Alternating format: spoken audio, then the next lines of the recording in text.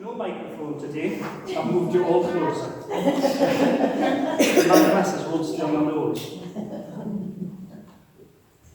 One thing which is repeated throughout all the Gospels is Jesus' message to us, to love one another.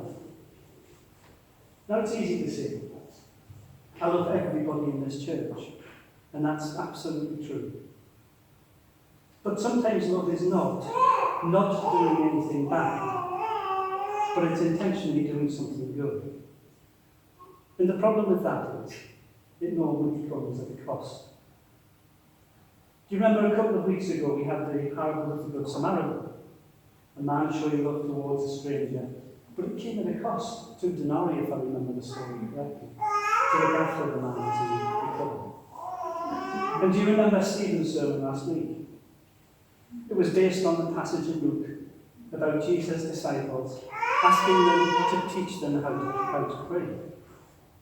We all said together the prayer that we know so well, and that we will say again this morning. But it's that line, give us today our daily bread. A simple and perfectly reasonable request. Not a luxury, but an essential. But it's not that simple.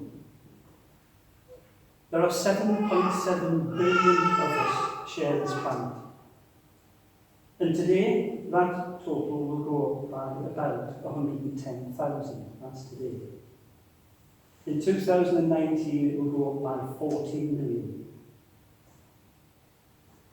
Now, among the world's population, there are those that obtaining their daily bread is not a problem. There are 36 million millionaires, multi-millionaires, and billionaires. That's about half of 0.1% of the population, who together possess 46% of the world's wealth. So what about ordinary food? Well, I've checked and none of us are in the top 100 of the Tyne's riches. But something I can tell you that you perhaps didn't know, that everyone in here, without exception, is in the top 20% of the wealthiest people in the world. And I can say that confidently because to qualify, you need to have an income of £1,200 a year. That's £25 a week. To be in the top 15%, you have to have food, a shelter in a permanent structure, any vehicle in any condition, or reliable public transport. To be in the top 5%, you need to have some money in the bank, you have to own a house, have a wardrobe of clothes, and 2 cars of any kind that run.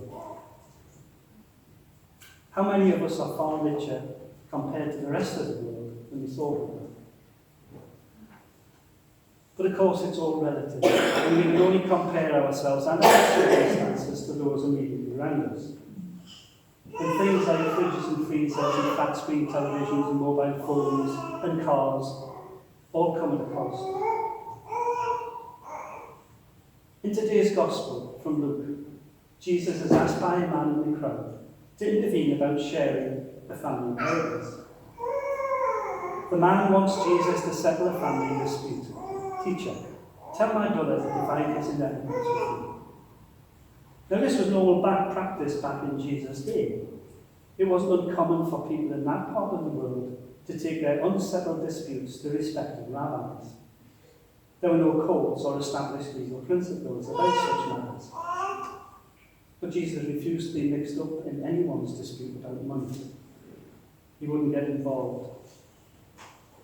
Because the problem is, with disputes between these two brothers, the dispute between these two brothers, really all it had to do with was greed. An inheritance often brings out the worst in people. There are people who love their riches more than they love their relatives. So he turned down this request from this man. Jesus goes on to talk to the crowd. Take care. Be on your guard against all kinds of greed. A man's life does not consist in the abundance of his possessions. All kinds of greed. Jesus is making the point that there's more than just one type of greed, and we can all be guilty at times. with our possessions, our money, our family, our children, our lifestyle, our time, our home, our holidays, and a host of other things. Jesus then began telling a story, a parable. He told the crowd that the ground of a certain rich man produced a good crop. He's laying it down very early. This increase, it came from the ground, or God, all that God had provided.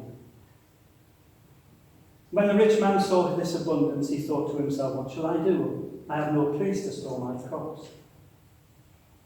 Now this is exactly the same thing as a person who gets a raise, gets a bonus or a promotion, perhaps receives an inheritance or wins some money. It was an unexpected blessing on his life. And I don't think there was anything wrong with the rich man's question, what shall I do? I have no place to store my crops. We all ask that question in one form or another from time to time. I've got a problem at the moment. I can't get anything else in the garage from the kids' stuff. Perhaps it's a wardrobe full of clothes, or a freezer that won't hold any more food. Or I've just got this news, whatever, what am I going to do with it? The man in the parable says to himself, you have ample goods laid up for many years, why not take life easy, eat, drink and be merry? Isn't what this rich man plans to do the goal and the dream of all of us?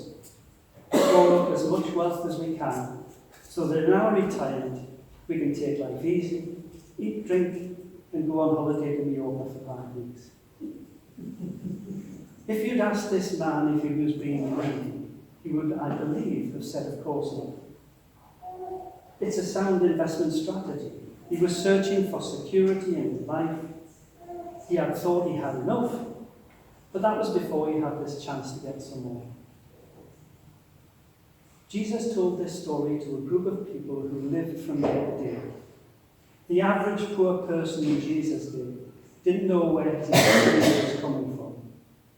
And sadly, we don't have to move very far from our church to encounter people who are in exactly the same situation. Just this week in the papers, I read of families, parents who are going hungry to feed their children because they're not being fed with free school meals. So here we have the rich man who was able to financially reach the dream of many of us early in life. But we don't ever fully own anything. Everything we get is on lease. Nothing we have is going to last. Even when we pay for it, we're only paying to get the use of it for a certain amount of time. We might sell it, trade it, give it away, or it falls to pieces. Jesus is teaching us that having more does not add anything to our lives. He wants us to be content with what we have, rather than have the inordinate desire to have more. Someone once said that it is true that a certain minimum of material goods is necessary for a comfortable life. But it's not true that a greater abundance of goods means a greater abundance of life. Now, is there anything wrong with the farmer having a good harvest? No. Was there anything really wrong with his plan to build bigger barns? Not really. So what do you think was wrong with what this man was doing? Remember that God said to the man, "Fool, this night your soul is required of you, and the things you have prepared, whose will they be?" So it is with those who store up treasures for themselves, but are not rich towards God. What was wrong was the man's first and only thoughts. They were about himself. It was all about him. In fact, if you read this parable, it's 126 words, and 12 of them are in the first person, I, me, and mine.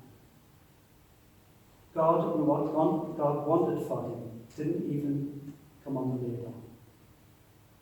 I think perhaps the rich man went to church, or at least I'm sure he attended the temple or the synagogue. But he didn't trust God, because the problem is this. I can see this, I can feel this, I can count this. I can tally it up and see how much I have. But I can't see God I can see and touch my money, so it's easier to trust that which I can see.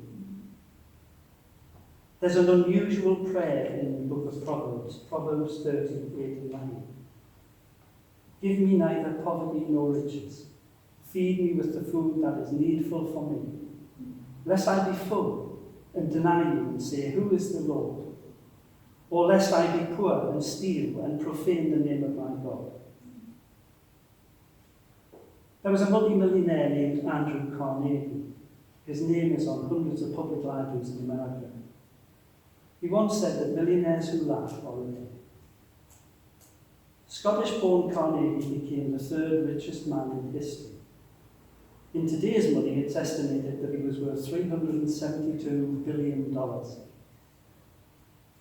In the last 18 years of his life, he gave away 90% of his fortune to good causes, with special emphasis on libraries, world peace, education, and scientific research. He was the greatest philanthropist in history. But notice, he didn't exactly leave himself penniless. And I think that's the message in today's gospel.